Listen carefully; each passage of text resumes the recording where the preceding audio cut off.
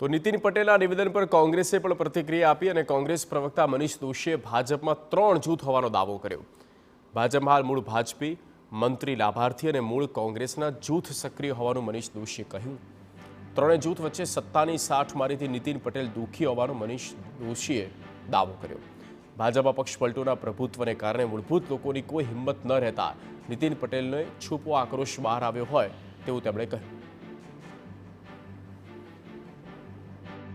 સાથે સાથે નીતિનભાઈએ જે વાત ઉજાગર કરી છે રાહુલજીના સ્ટેટમેન્ટને કોટ કરીને, નીતિનભાઈ જાણી ચૂક્યા છે કે ભાજપામાં હવે મૂળભૂત લોકોની કોઈ કિંમત નથી, કોરાણે મુકાય, અપમાનને અવગણના થાય અને નવા લોકો આવે એ સત્તામાં આવે જેને સાહેબ કહેવા પડે, નમસ્તે મંત્રીશ્રી કહેવા પડે, એ પ્રકારની સ્થિતિનું નિર્માણ થયું છે। એટલે એમને એ પણ વાત કરી હોય એવું લાગે છે।